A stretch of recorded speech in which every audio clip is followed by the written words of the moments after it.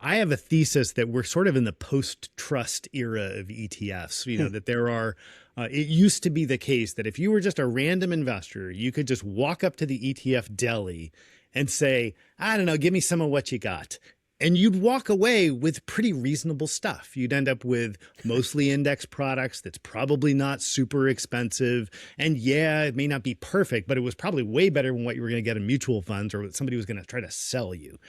I don't think that's true anymore. I think just saying something is an ETF now should give you pause, not because there's a better vehicle, but because everything's an ETF now. The fact that something is an ETF doesn't inherently make it safe. But there's a real big difference between somebody coming to a firm, say like yours, which has, decades and decades of trust built over years with all classes of investors. Like, there's no question whose side you're on. You've proven it over and over again. You can't say that about everybody who just launched an ETF last year. Doesn't mean they're all charlatans. It means, how would you know? I think that's really tough for investors.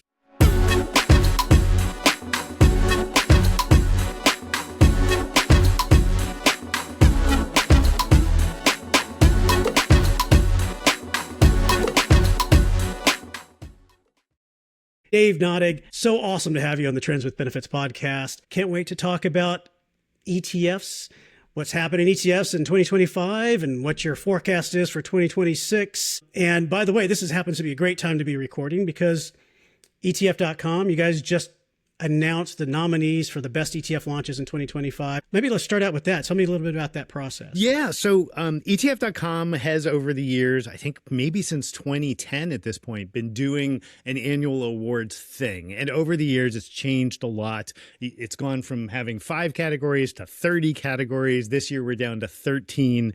When I sort of jumped back into the seat back in September, awards was already like too late, right? Because usually you start this process in the fall.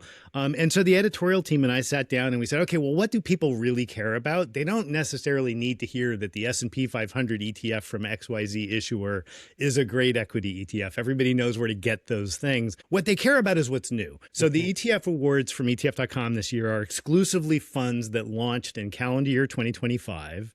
In 13 buckets that we think are relevant. Most of those are asset class buckets, best U.S. equity, new U.S. equity ETF. But we've also got, an innovation category where we're specifically highlighting funds that have done something structurally different or weird or pushing the envelope that we think, whether we think they're good or not is irrelevant. We think the voters, which is everybody who shows up at ETF.com and decides to vote, they should be considering these for either their look in an asset class or a particular category like best, most innovative new ETF. I point out VanEck in line for a couple of those awards. Awesome. GPZ, looking at the alt investment space, which I think we'll get into some of that discussion as we go. Emerging market bonds, different approaches to sectors. You guys are doing a bunch of really interesting new stuff there. We're trying to highlight all the folks in this industry who are doing that. So in every one of those categories, may the best man win. Or the best ETF win, and good luck to VanEck, and I hope everybody will show up and vote. That's awesome. Is that a different approach now where regular people can just vote? Everybody can just go to the website? We've done it a lot of different ways. In the past, we've done public nominations where you basically just scrum. Anybody can send an email and then say, vote for my ETF. The reason we stopped doing that, or the reason I wanted to stop doing that, is because inevitably somebody with a big social media following gets all their people to send an email, and some fund nobody has ever heard of is somehow nominated in a category. That felt a little sloppy. We've had big boards. We've done like ETF pundit boards of all the various people, Balchunas from Bloomberg and folks from Morningstar, the whole mess, and get everybody into a committee to do nominations.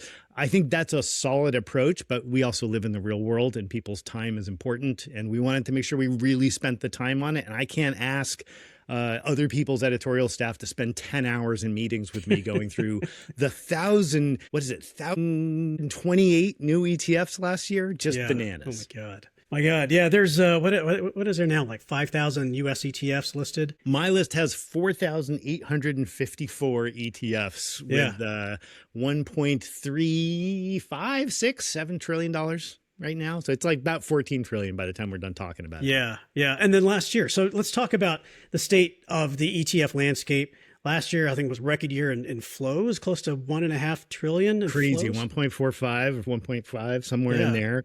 Phenomenal flows. And, a lot of new product launches, a lot of new areas opened up. It's probably worth pointing out a lot of those flows went to pretty boring places. So yeah, there are a few underlying stories that are really interesting. Like a lot of it went to active management for the first time. That was a big spin. We've had a lot of it go into options-oriented products and alternative assets. That's a big spin. But on the other hand, that $1.5 trillion we're talking about, about $1 trillion of that went into products from the big three that are honestly pretty much boring as dirt. Like S&P 500 exposure type stuff. Yeah, or aggregate bonds, or even like core commodities exposure. Like we don't talk about that stuff a lot anymore because it's not sexy and new and interesting.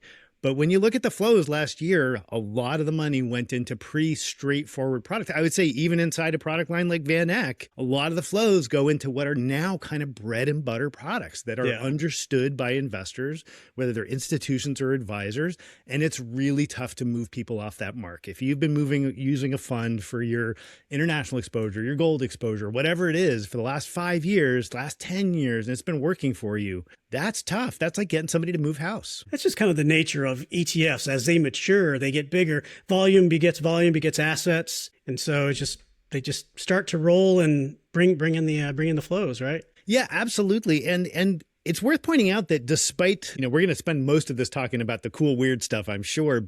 It's worth noting Vanguard pulled in a third of the flows last year. I mean, it's such an astoundingly large grab of the flows last year. I mean, they pulled in more than BlackRock and iShares, right?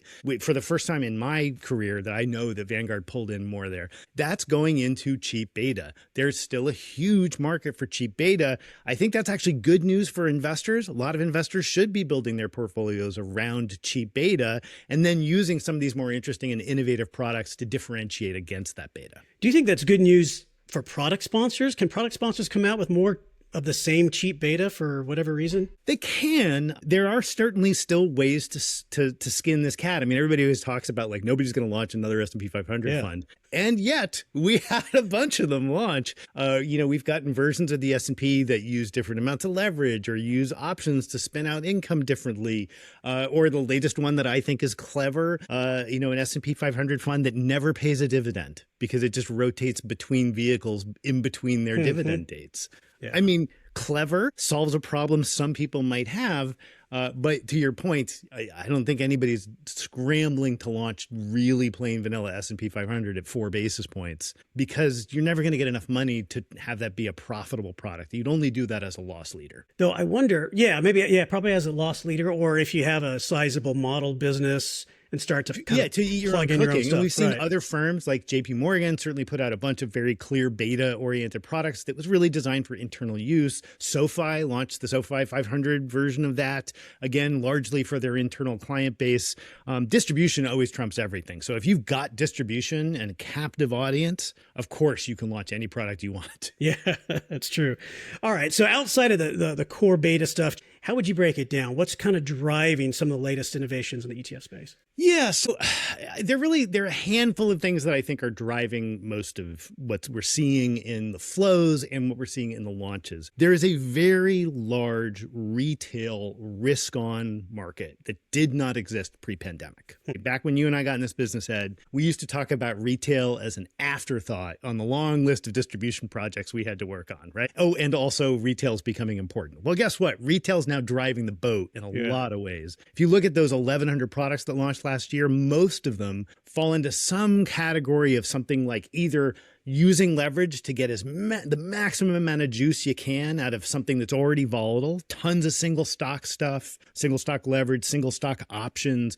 Those are pure retail products. They're designed for people who are not really investing. They're speculating, right? They're using their investment account the same way they'd be using their sports betting account. And, we can have arguments about whether that's good or bad, but that's just the world that we're in right now. So that's that whole bucket of, for lack of a better term, call it the YOLO bucket. The YOLO bucket of funds pulled in a couple $100 billion in flows last year. So it's a legitimate part of the market. And that's been certainly where all the headline interesting noisy stuff has been. Meanwhile, the what I would call the more traditional ETF industry has actually made some pretty interesting little innovations in the corners. While we've had the sort of degenerate use of derivatives, we've also had a real explosion in what I would call a really considered use of derivatives, whether it's products that are molding returns, various buffered types of products that exist. And I mean, too many issuers to name now have versions of own the S&P, but don't get hit by the first 10 or 20% down. Those kinds of products seems to be an insatiable interest in those. They solve real problems for investors. You can argue about the merits of them as academic finance vehicles, but they absolutely solve a real problem for investors at a cost. And that's been a huge win. And other like cool, interesting uses of leverage in interesting ways. A lot of talk about long short strategies now. We've had a lot of stacking type products come out, launched first by Corey Hofstein, the return stacking folks with Resolve, where you take a beta and then use leverage to get a different beta on it to create a sort of internal leveraged yet counter correlated package for your portfolio. That's actually really cool. Like that's the end state of real interesting academic finance work done on portable alpha going back to the 70s. Yeah. So I think those are really cool and interesting. Advisors are using those products. Investors who are smart are starting to use those products and ignoring some of the froth that happens on the side. So I think those have been the biggest drivers, I think, of the real meat in the industry. Do you think this is getting a little technical, but Rule 6C11 really just opened the gates to all of that stuff? Yeah, so 6C11 was a big part of it, right? And for the non-nerds in the audience, 6C11 was when we took the ETF industry from being a collection of exceptions and yes, mother may I's from various regulators to a rule that you can actually read and follow about how ETFs work. It was the result of 20 years of various people in the industry, myself included, screaming and yelling our heads off that we had to have a better way than living by exception. And so we got that. And ever since, it became real darn easy and a whole lot cheaper to launch ETF products. So now, the good news is if you're a young person with a great idea, you got $100 grand, $200 grand behind you in some way, you find a rich uncle to support you, you get a loan from the SBA, you can just go launch an ETF now. Now, you may not be successful, but like we've seen these filings. There's an S&P 500 total market non-dividend paying ETF that just launched, which is literally being run by a 26-year-old woman with who's got her CFA and a good idea. Like that never used to happen, that an individual 26-year-old could launch their own ETF. That's the good news. The bad news is if you're a buyer, that's one of the 1,200 ETFs that launched last year you got to wade through. Yeah, absolutely.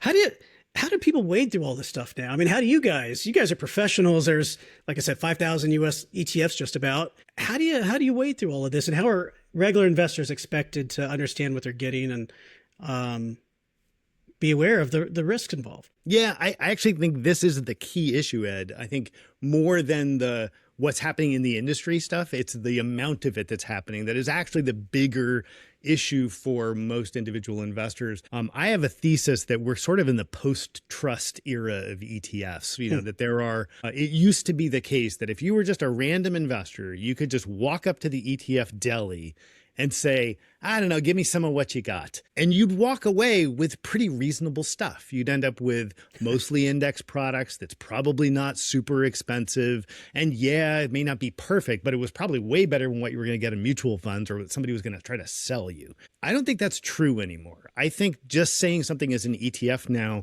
should give you pause, not because there's a better vehicle, but because everything's an ETF now. The fact that something is an ETF doesn't inherently make it safe. It does mean that you're in a structure that's pretty darn battle tested. And I think that's valuable, as we have a geopolitical world where markets can move real fast and capital can move real fast, knowing that the structure your money is in isn't going to fall apart, I think is valuable. And I think that holds true for the whole industry. But there's a real big difference between somebody coming to a firm, say like yours, which has, decades and decades of trust built over years with all classes of investors. Like there's no question whose side you're on. You've proven it over and over again. You can't say that about everybody who just launched an ETF last year. Doesn't mean they're all charlatans. It means how would you know? I think that's really tough for investors. So brand, trust, I think that's actually the biggest discriminator right now, because I don't think you can just do it based on math. Yeah. Well, it seems like some of these newer ETFs are appealing to a very small segment and type of investor. And that might be just fine. Yeah, I think it is.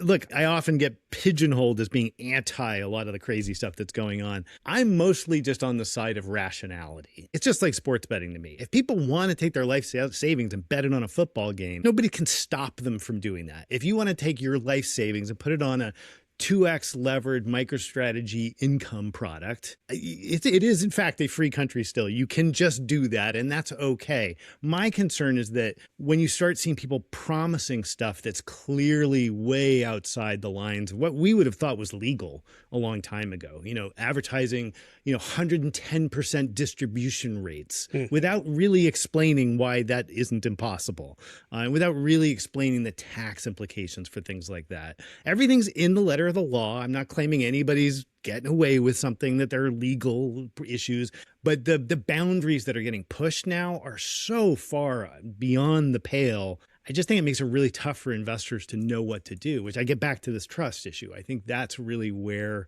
a lot of this is going to come down to. But the products exist for reasons. Most of them have real patterns of returns. Most of them do what they say on the tin, but most people don't read the tin. That's true. Yeah, it's funny with this insatiable demand for income. And I think that's also been a big story. And you talked about how people are perhaps advertising fantastic yields. But, it's really interesting how, like, return of capital, for instance, used to be, you can't do that. It used to be a no-no, but now you can do it. And then now there's a different take or a different interpretation of how to do it in some cases so that it's not destructive. And I think it's really interesting from a geeky standpoint, but I think you have to really learn about that and try to really understand that, which I think can be really difficult if you're just looking at the reported distributions or yields. Yeah, I think taxes is an issue that has always been in the background of the ETF conversation, generally in the form of ETFs are more tax efficient. That's what we just used to say every time. Like, list the things that ETFs are good for, liquidity, access, tax efficiency, cost, right? And that is still true. ETFs tend to be the most tax efficient way to do any given strategy. The problem is everybody's taxes are different, right? And there's a really big difference between putting an income product in your retirement account because you need a guaranteed way to make your required minimum distribution. That's a legitimate use case, right? People are always like, why would you ever put an auto callable inside your 401k?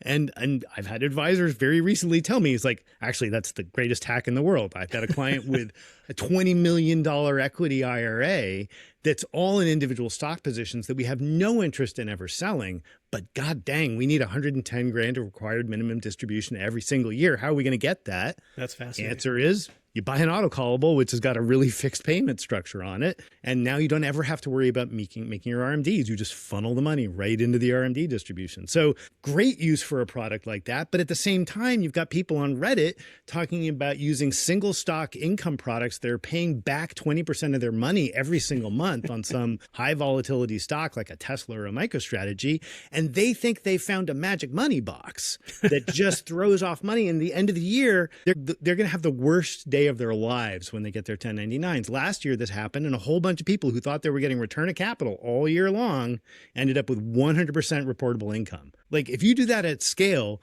you can be out 30-40% of your money. It's huge. Like, if they've been distributing all your money back to you and now you owe taxes on it, it's bad. Yeah, that sucks. I mean, you've turned your capital into a higher, income stream. Well, like income stream, but at a higher tax rate. Yeah, I mean, I won't name names on this, but there's one fund which, if you look at last year, is basically completely flat. If you took all their distributions and reinvested everything all year long, you had $100,000 at the beginning of the year, you had $100,000 at the end of the year. It's like you made no money whatsoever, but you got 90% of it redistributed back to you. You owe $30,000 of the $100,000 you started on for no reason. That's the problem with these products, is that they have these donut holes, which if you're just getting it wrong and there's really no way to know if you're getting it right as an individual, you're in trouble. Like, you're just genuinely going to have a tax bill you can't pay. Yeah. Know what you buy, everybody. Read the tin. Let's talk a little bit about active ETFs. I think that's also been a story in 2025. I think they ended up with over 30% of flows of all ETF flows. Pretty amazing. Definitely. It was a big year. There's a bit of a classification and data problem in this, though, which I wrestle with, which is, almost every data provider uses a flag that comes from the SEC about whether a fund is actively managed or not, right? When you file an ETF, you have to say, are you tracking an index? Are you not tracking an index? And so that tends to get used as the rubric by which we say, how many flows came into active products last year? The problem with that is almost every one of the products we've been talking about, the buffered products, the single stock income, single stock leverage, return stacking, almost all those products is technically actively managed, even though they follow a quantitative strategy as tight as any index product out there. The reason they're actively managed is it's really tough to build an index around things like, and we'll take the most volatile 3 options from this strip. Like, you can make a rule for it, but it's real hard to create an index around all these derivatives instruments, which are constantly repricing. So there's very good reasons not to bother indexing these kinds of products. But it means that a lot of these flows show up in active. We've also had real active management show up, which is like, that's a different story. And when I say real active management, I'm talking about whether it's, a bond product coming from, Columbia or somebody like that, that's got a bunch of guys sitting around deciding what bonds to buy, what we'd think of as traditional team-based, kind of below the radar active management. There's been plenty of that, a lot from that old guard, but there's also been, Tom Lee at Fundstrat and Dan Ives and Kathy Wood and Jeff Gunlock and all these name above the title managers in their given sphere that are now really a part of the ETF ecosystem, right? That wasn't a flash in the pan. We've now, all those names are still out there. Some of them have performed, some of them have underperformed, but they're now part of this ETF ecosystem, and they're actually not afraid to talk, which I'm really grateful for, right? I like the fact that a Kathy Wood or a Dan Ives goes on TV and says, this is what I think about the fund that you gave me money to run. That feels like a good thing. So yes, it's talking your book, but I want my fund manager to talk his book. I want to know why they're buying what they buy. So I think we're in a little bit of a golden age opening on traditional active management, not necessarily that it's going to all outperform, but that at least people will understand it better. So I think that's pretty hopeful, but be wary of the stats too. In terms of launch activity, a lot of the active stuff have been those option strategies, right? There's just like hundreds of them. Tons and tons and tons of them. I mean, it just goes on and forever. We got these sort of push and pull on this stuff where the options income stuff has definitely been the driver, but there is also real interest in active management. I think I saw a headline recently from Todd Rosenbluth. I didn't get to read the article, but something about a trend in delistings for active and active closures. I mean, I guess as it matures, it's going to happen, right? It's kind of inevitable. I haven't checked the open close ratio. I used to look at that a lot. How many funds open versus how many funds close. Given the pace of launches this year, I would be surprised if we weren't at like a near all-time high launches to closures. Not a lot of big high-profile house cleaning going on. Some of that is that keeping a $20 million ETF alive is no longer as expensive as it used to be. I mean, that used to be real hard math for an issuer like VanEck, right? Do you keep this ETF open that either didn't perform the way you wanted or you didn't get the audience you wanted, whatever? A lot of firms are now choosing to sit on those funds and sort of see them as out of the money options. Like, hey, maybe someday. You know, people will pile into these things. And we've seen that, right? We've seen companies relaunch products they had previously closed because they like closed it in the window when nobody cared. And then have to come back to market with that product again because everybody remembered it, but it didn't exist anymore. So I think there's a real reluctance to close product that isn't just Me Too product. Given that it doesn't cost you an arm and a leg to keep those things alive anymore, if you're smart. Absolutely. Yeah, optionality, that's a key word at VanEck too. Unfortunately, we have a big business, a lot of different asset classes. We can wait for that cycle to turn for a particular strategy or asset class. But that's also part of the trust equation, right? I mean, it shouldn't matter, but I know from talking to advisors for decades about this, advisors hate it when they're in a fund that closes. Like it's not that it causes economic damage, really. I mean, it's really just a timing optionality on taxes. It's the most damage it ever causes, but it makes them look like idiots to their clients. Like, I mean, I've had advisors just be like, no, they closed a fund I was in. I am never buying a fund from that issuer ever again, because they had to go have a bunch of phone calls with their clients about, hey, you know that awesome ETF that was going to get us exposure to that great idea I had? Yeah, even the issuer doesn't believe me anymore. It's the worst of bad looks. Oh, so part of what goes into establishing a brand, particularly at an institutional advisor level, is how willing are you to stick to your knitting? Right? Are you going to fix the products that have a problem? Or are you going to just like launch another 20 and close 10? Yeah. On the active front, and kind of on this topic, this year, and I think it's one of the funds that have been nominated, converted a mutual fund. We had a small active emerging market bond fund, and we went through the conversion process, and it's done well since then. Since October, it listed. That's, I think, an example of giving a fund new life, and it kind of plays into the whole, I think, active story, as well as the next big story, which is share class relief. We went the conversion route as people still figured out share class. But what's your take on all of that, these traditional mutual funds coming to market and how they're going to do it? Yeah, I will say, I think one of the regulatory wins of the last couple of years has been a lot of these hurdles have gotten out of the way, right? Whether it's crypto coming to market, whether it's the share class stuff coming to market, all of these I think are good things for the industry. I am obviously very skeptical about whether or not all of these newly minted either conversions or new ETF share classes are going to find audiences. Luckily, this is one of those things that my opinion doesn't matter. The market is going to decide this for us. I do think that there's a very big risk that if everyone gets really excited about this in 2026, we could have several thousand new tickers to worry about. Not new funds necessarily, but at least share classes of existing funds. Because we've got, 80 something firms out there who filed for this. You look at all the funds that are in the mix. At a minimum, it's going to be several hundred this year that will show up. That's fine until you think that every single one of those needs a market maker looking at it on screen, tick by tick, making a market, doing the arbitrage when big flows come in, taking the directed order flow when somebody wants to do a create. Each one of those has an operational burden and requires some commitment of capital from the street, from somebody not your firm. I've talked to a lot of those folks who are kind of like, that well is pretty dry. There's not a lot of capital sitting on Wall Street that's dying to be the market maker for all these funds. And we've had funds launched this year that couldn't find a market maker. The cat bond fund, I can't remember the name of it off the top of my head. They could not find anybody to make a market for them. Consequently, it trades very wide, as you would expect, because there's no market maker keeping it tight. That's the big issue. We're going to get a lot of these products to come to market, and there's going to be a real haves and have-nots about who has relationships with trading firms on the street to keep those products trading well. Now, if all that happens is these firms launch these things, there's an initial conversion of mutual fund money, and then nobody ever trades these things again, and they're just sort of like buy and hold vehicles for existing brands that have already sold these products to other customers. Okay, fine. It's not going to break the industry. But I think there is an expectation from a lot of these firms that are going to show up to the ETF party and the doors are just going to open and money's going to flow in. Yeah. I think that's not true at all. I think they would have a better chance if they're one of the bigger brand names, right? Yeah, sure. I mean, we've this whole thing got cracked open by DFA, right? Yeah. They're the ones who got the initial approval. They've got the first conversions. They're going to have some of these first share classes. And sure, they'll have no problem. They're already in the game.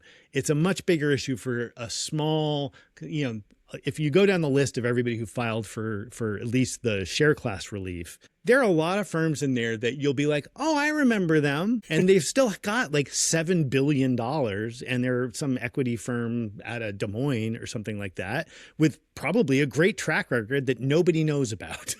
Now, the problem is those guys don't have the relationship with a Susquehanna or a GTS or a Jane Street to have them understand, oh, how are we going to make a market in your product that's a 1/3 Japan or something like that? There's nuance here. You guys know that. That's the tricky bit is how well are these things really going to trade? So that could either be something that just gets settled by all these products coming to market and a lot of them trading real sloppy, or more likely it slows the rollout of these products because people are going to understand, oh, I should probably really have my ducks in a row before I go to the street and say, here's my 10 new tickers. Yeah. So we will see a lot of it. I think it's a question of where the market forces divert. Do they divert and slow things down, or do they divert and allow them to trade badly? So we got the share class relief. I mean, do you think that those will happen this year? Oh gosh, yeah. They're in process. They're happening now. Yeah. To your point, I think the right question issuers should be asking themselves is, am I converting? Am I doing a share class? Or maybe am I going the other way? I mean, FM filed to take a bunch of their ETFs and do mutual fund share classes on them because there's a market there they want to address. Mm-hmm. So we're going to see this go in both directions. I think we're going to see a steady trickle of these over the course of the year. I'm a little concerned at some point that trickle turns into a giant flood. All right. One of the other big areas, private investments. Yeah, yeah. I have a love-hate relationship with private equity and private investments.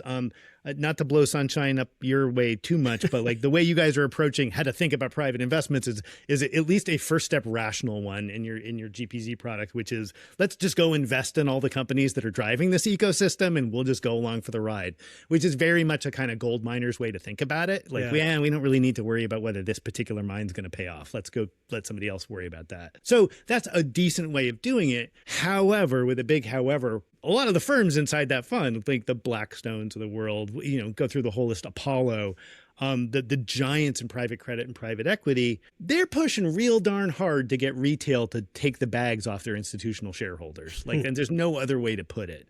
There's a lot of money sitting in private credit and particularly in private equity that doesn't have an exit, that really wants an exit. And when you hear people talking about getting private equity into people's 401k accounts, that is not democratization. That is bag transfer.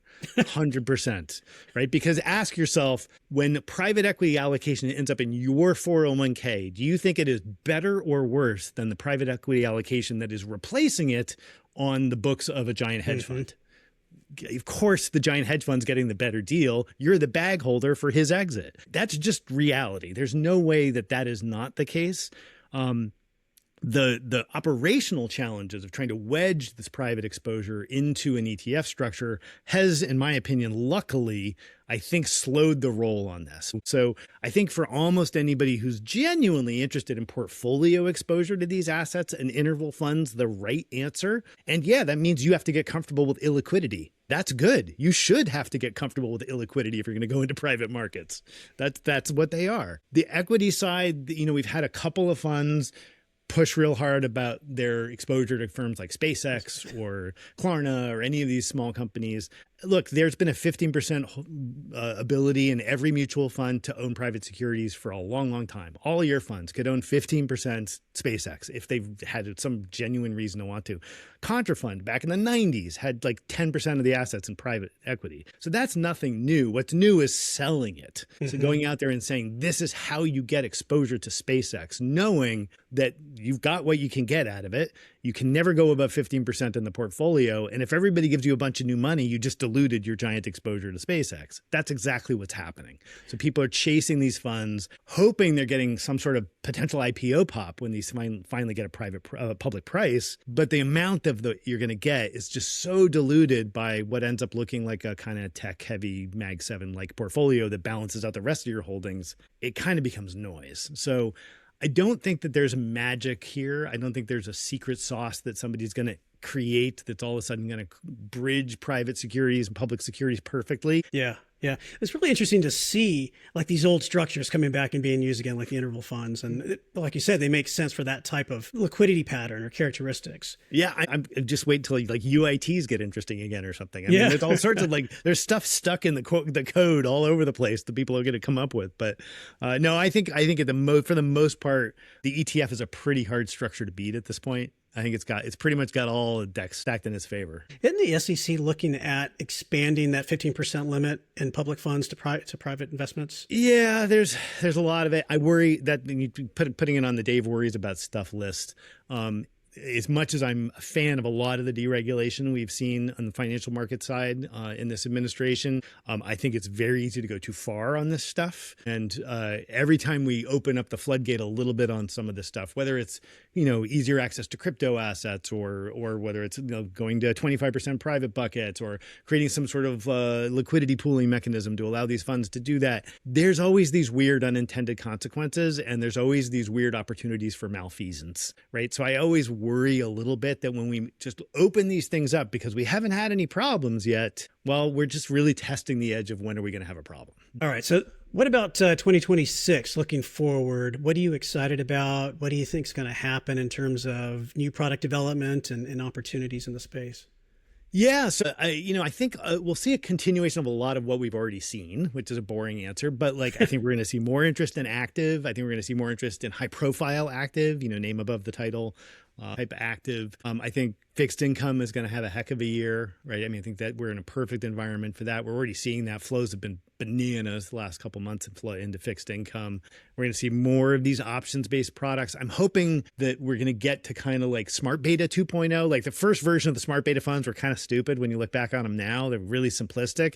And then we got a raft of really quite good ones, like actively managed factor products that are awesome. I think we're in the same boat with a lot of these options and derivative-based products, these early buffer funds, these early options income or options constraining products. They all do their job. They all have issues. Like it's not necessarily what you want to have happen. I'm kind of hopeful we get a 2.0 version of a lot of those products over the next 12 months. Tons of crypto. We've already got 129 crypto products already filed that we'll have to roll through here. So, assume every coin has at least 3 core ETFs on it and at least 2 variants on that, something offering leverage and something offering income. Like that's what everybody's doing. So that's a lot. That's a lot of crypto to absorb. There'll be more pushes of private credit. A bunch of that stuff's filed. I think that stuff's going to take a little bit longer. Are there any interesting themes that you're watching with thematic products? Oh, well, I mean, there's you can't get around the AI conversation, right? So I mean, that's clearly one. And if you look at some of the big funds that have had some traction this year, like Dan Ives fund, they're clearly targeting an AI focused approach. And AI as a theme, I think is going to continue.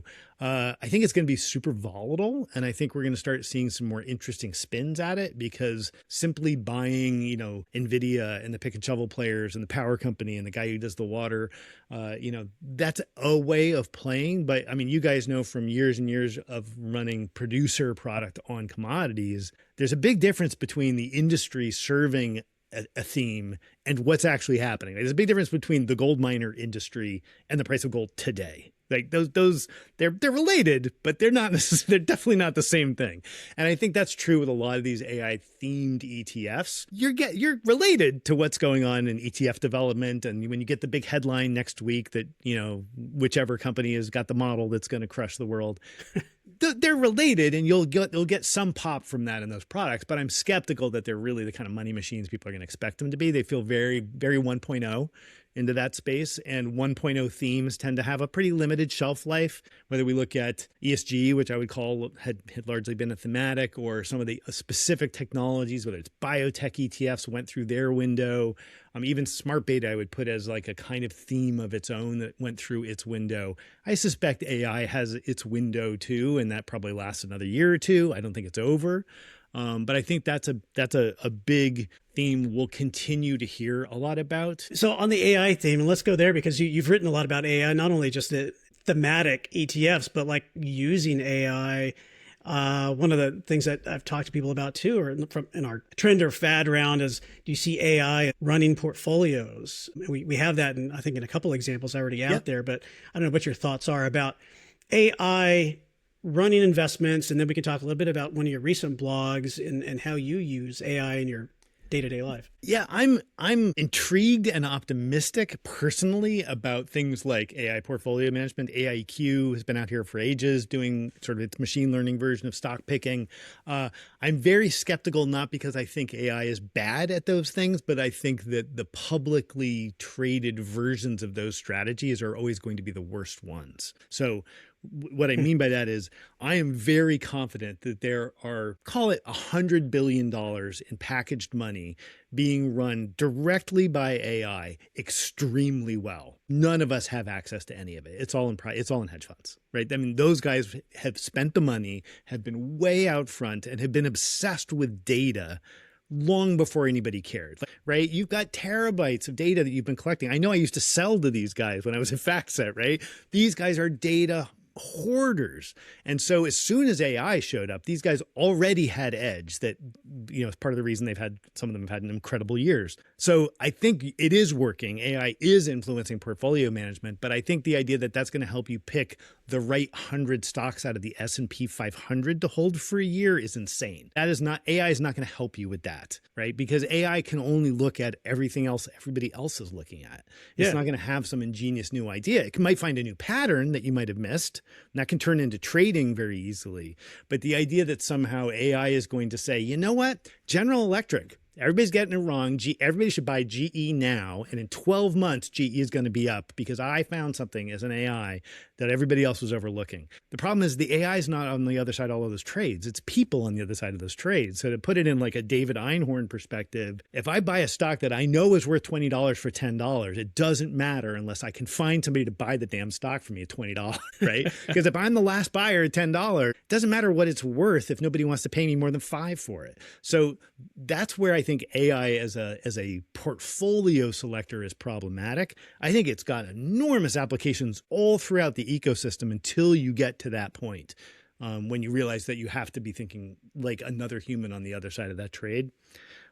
Just my opinion. But I mean, to your point, I use it in my process now all over the place. For anybody who does work with structured data of any format, like say financial data, it's been like the second coming. I mean, I went from, I started in this business on paper ledgers in the 80s and then moved into spreadsheets and then moved from there into sort of bigger portfolio systems and learning R coding. And like, that's been my data pipeline my whole life.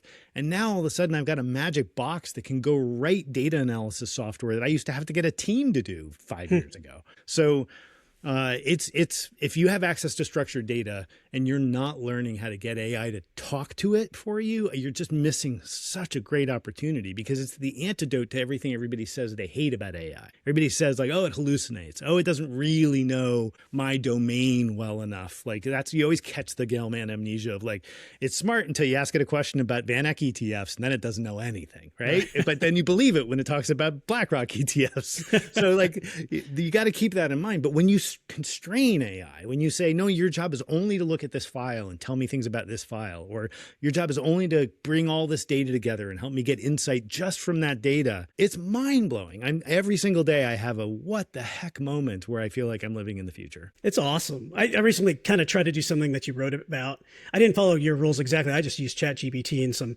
some data on funds and just had it tell me, be able to ask it a simple question. What were the top flowing funds in 2025? And it just read through the data and gave me an answer. And it actually gave it an answer with some context behind it too, which I thought was really interesting. I thought it was fascinating. Yeah. And the challenge, I think, for folks who might be listening to this, either individual investor or financial advisor, the challenge is where is the appropriate place to involve the AI in the process, right? Like if I'm a financial advisor, I do a lot of different things. I talk to clients, I bring new clients in, I got a lot of operational garbage I got to deal with. I also am responsible for portfolio management. I have to remember Janet's daughter's name. Like all that stuff is in the mix of what I have to do every day. And there's big chunks of it that AI can help. The mistake is thinking you can go to AI and say, here's all the different stuff I do, help me with all of it, and expect it to have any idea what to do. It'll try to make you happy. But when you really constrain it and say, what I really need is a system so I never forget Janet's daughter's name again. And you say, let's work with the AI for an hour on solving that problem. I think you'd be surprised. You'd have a personal customer relation management system at the end of that hour. And you'd be like, wait a minute, why am I paying for, Redbox? This is crazy. Yeah. Although I used to like writing VBA code in Excel just kind of on a Friday afternoon. It was a way for me to relax and engage my mind. But now, I got to say, it's pretty nice to just give it a spreadsheet and give me the answer. The article I recently wrote was about sort of shifting from the chat window into code, moving into Claude code in particular. And I will say that as much as that was a big leap and a big, reorganizing my brain around how things work, because I haven't opened up a terminal window in a long time, it's been phenomenal because you can get out of that trap of here's a spreadsheet, help me work on it. And instead you can say, here's a spreadsheet that has some data in it. Let's start by saying, does this data make sense? Is it clean? How could I augment it? Where could I get the rest of this data? What if I wanted to add these 3 columns to this data that's not there? And you just work with it in code to actually build a system so that the next time it sees that data, you just get exactly what you want without any questions. Yeah. Do you have a favorite platform? Do you use all of them, like OpenAI or Claude? I'm using all of them right now. The one that I pay the big money for is Claude. From Anthropic. Claude Code has just taken over my life completely, and it's ridiculously expensive, but it's replaced having an administrative assistant entirely in my life. So from that perspective, it's cheap. Right? $200 a month is a whole lot less than I used to pay my EA. And so that's been incredible. They all have their own things that they do really well, which is problematic and annoying. But if you sent me a 300-page PDF, there's literally only one model that will work with it, and that's Notebook LM from Google, and it works beautifully. You give it a PDF, and then you talk to the PDF, and it will get you quotes, and it will pull the tables out for you, and it's literally perfect. But that's the only thing that model does. So you can't be like, well, I just am a Google user, because I got way more to do than that. If you're working with data and anything structured, Claude and Anthropic just seem to have that completely on lock. And then if you just want an answer machine, OpenAI has got the public, just my window on asking for information from the world. I think ChatGPT's got that completely locked down. It's a long way of saying that it's shifting sands. And honestly, I have zero belief that will be true in a week, much less a month. Like I could invert all of that and be like, oh no, that's garbage. Nobody uses Notebook LM anymore. God, things change so fast. Yeah, it's insane. How about you? Like, where are you finding it? You said you've done a little bit of exploring with it, but like, I mean, both you and it's a firm. How are you wrestling with it? Because there's a lot of issues, like you letting it write for you, letting it make art for you, making it analyze data for you. Yeah, no, we have an enterprise version of ChatGPT. So it's not plugged into the rest of the world. So it's, firm data only. So we're able to use it in our day to day and help improve our work processes, write better, analyze better. And I think the firm and Jan VanEck in particular has been very good at promoting this early with employees to play with it, try it, do it, just get used to working with it, and I think that's been fantastic. And so it's kind of taken over Google for me in terms of like, web searches. I'll just ask it a quick question. Exactly, right? As it should, right? And Perplexity, we should mention Perplexity, which is a interesting sort of AI company. They're more like we use other people's AI to do web research. Like they're not really even a search engine anymore. They're kind of a research agent, which sometimes is magical and wonderful, but often is stupid and weird. I don't know. I can't figure it out. So I know you play music, right? Like I do. Guitar right there. Yeah, we got a few of them. Awesome. What do you think about AI generated music? There was this like #1 hit for a while, right? There was like some country artist. This is the thing where I can speak out of both sides of my mouth at the same time. I now spend the majority of my workday with a Claude window open as a quarter of my screen. And I'm using it to do things like sort through my calendar and go read the agenda for every conference I've ever been part of and tell me what was good. Like those are really useful things to do that I would normally spend my own pseudo creative energy doing, because you learn when you do them the slow way. So I'm on the one hand, big user, big proponent. On the other hand, I do not let Claude write one sentence for me. Like I have explicit instructions and everything where it's like, look, do you want us to make a few suggested bullet points of things to go write about? That's fine. But that's where I draw the line. I don't let it write a paragraph and then try to edit through it. I find that problematic as a writer. I find that problematic. I feel even more that way about art and music. Not because of like we need to protect the artist. Where I have problems is the devaluation of the actual human creative act. I think there are obvious use cases where it's super valuable. Like I play Dungeons and Dragons every single week, and my DM now has access to, he can make custom artwork for anything he wants in his world instantaneously. It's not like he put an artist at a job. He didn't have a $10,000 budget for commercial art for our D&D game, right? So before, all he would have done was steal it off of Google searches, right? Oh, I need an orc that looks like this. He'd go find one. Now he can make it exactly what he wants it to be. As a consumer, that's cool, but it doesn't feel great. I don't know. What about you? It's got to be. I struggle with it. I tend to agree with you. I feel like art is such a human endeavor, and I respect that a lot. But I think there may be times that I'd be okay with it. I mean, I listen to EDM, and I guess maybe there is a DJ doing some stuff there and piecing certain beats together and what have you, but it's still kind of electronic music. I don't know if I would know the difference if it was generated by AI or not. I'm going to challenge you on that. I'll bet you would. As an EDM fan, I'll bet you would, because I know that like I can... I'm not a huge EDM fan. I'm a dabbler in the space. I know you and Jan and a bunch of folks there really are, but I know that like you can put on, like I could go to Jan's office and I could put on like a Tiesto track from Ibiza or something like that, and he would know it wasn't AI generated. Because he'd know the context, he'd know the flow. I feel very confident in that. That doesn't mean that the AI couldn't also make a killer set, But there will be a difference because one will be a killer set made by an AI trying to mimic, based on the prompts that's been given, what the user would expect to hear that is pleasing from those prompts. So if you say, make me a Tiesto track, it's going to do its best to make a track that you'll be like, yeah, about, because that's how it gets rewarded in its training, right? So that training makes it want to please you. But is that actually a new piece of art, or is it, largely like, massaging your own neck? Like, okay, that's fine.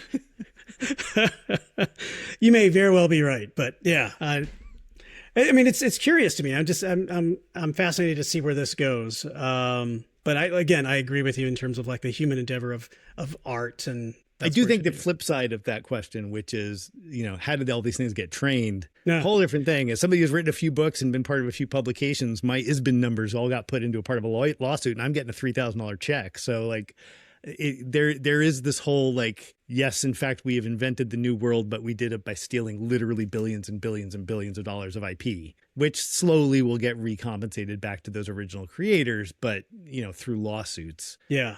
I don't love that either, but I'm not one of these people who's going to be like, I'm not going to use this tool because I don't like we got to live in the real world here, right? Yeah. I don't like cars a lot either, but I learned how to drive.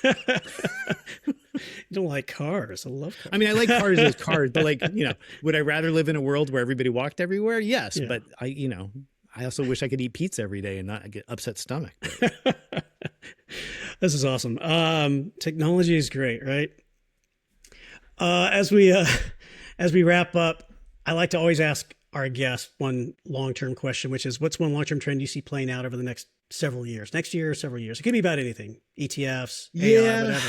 I wish that I had I wish I had a more uplifting answer for this, but I think the financial nihilism that we've seen in young millennials and Gen Z is not the nothing burger that the boomers would have us want it to be. Like, I think that what is going on for people under the age of 28-ish right now, the world that they're entering from an economic perspective, from a household formation and cultural perspective, particularly in the United States, this time it really is different. I think people dismiss people like Kyla Scanlon, or Hartika Singh, Hartika from Fundstrat, or some of the other sort of young influencers in the financial space for Zoomers.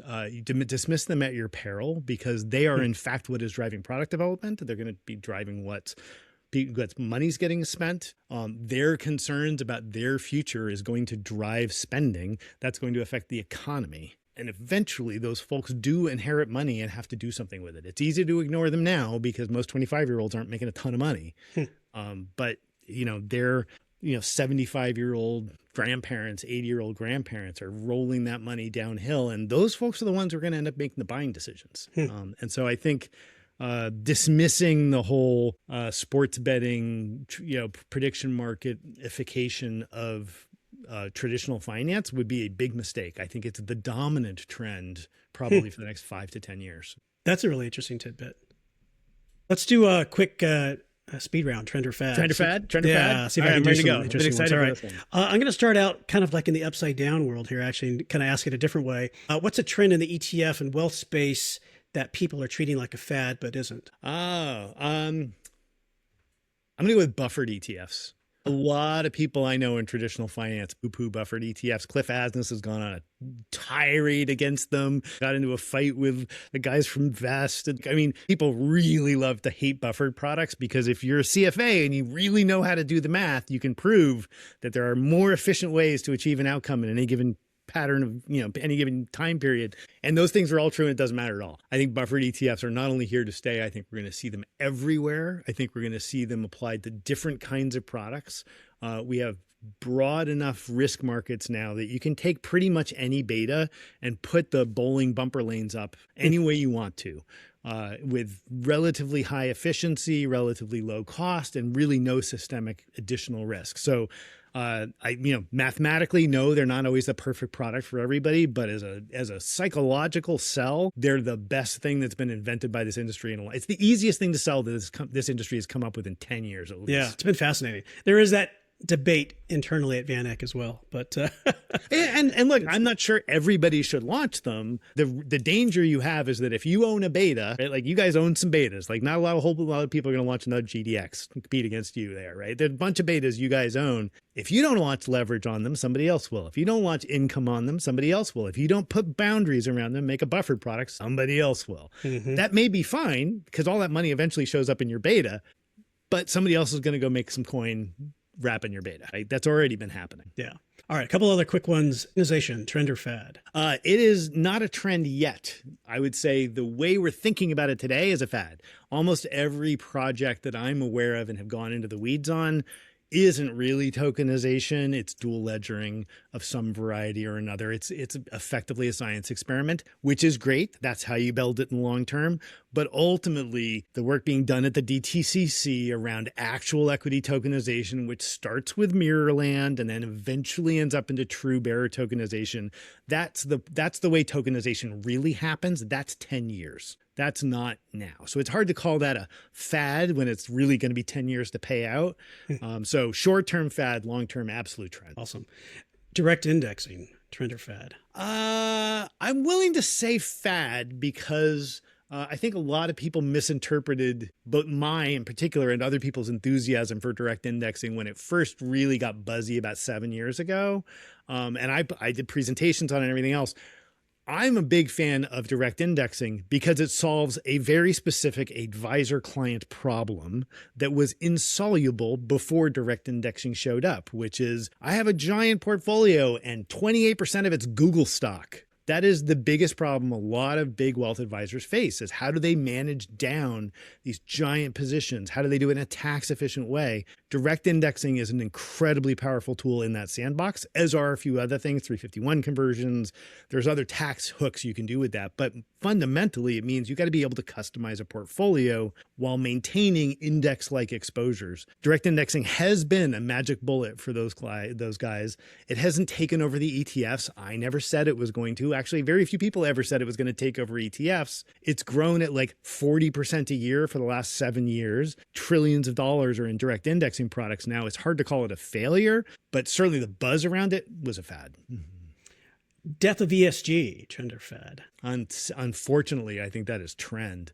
I think the appetite for ESG investing in the U.S. is gone, probably permanently. And short of institutions with specific mandates, I don't think we're going to see a lot here in the U.S. It's largely become a European product suite. And I think that's it. My opinion doesn't matter. I think that's just truth. Yeah. A couple more non-alcoholic spirits, trend or fad? 100% trend. Yeah, I know you've seen the data on young people, and nobody under the age of 30 drinks at all anymore. That's crazy. And also non-alcoholic beer's gotten really good. I don't know how they do it, but it's amazing. I actually really like quite a few non-alcoholic beers now. I would reach for them first. Yeah. How about dating apps for friends like Bumble, BFF? It feels fatty to me. It feels like a result of the meaning crisis, and therefore, probably a short-term solution to a bigger long-term problem, which really gets solved by people rediscovering communities. And, that we're already seeing that happen. I know I look at my young kids and they are way more involved in their communities than I am in mine. They have big friend groups. They're active. They're activist about the things that they really care about. They are not sitting in a bucket, playing video games by themselves in the corner. That's not what they're doing. That's good to hear. Good. Well, if you and I were on a friend app, I'd swipe right, Dave. Always, Ed. Always, Ed. But you know what? That's sort of the magic here is that not everything has to be technology. I think one of the great things about AI is that this kind of stuff, face-to-face, even if it's intermediated by a screen, becomes so much more important. When you can't trust anything, you learn to just trust the people on the other side of the screen. Dave, this was awesome. Thanks so much for your insights. And it was a pleasure to talk to you again.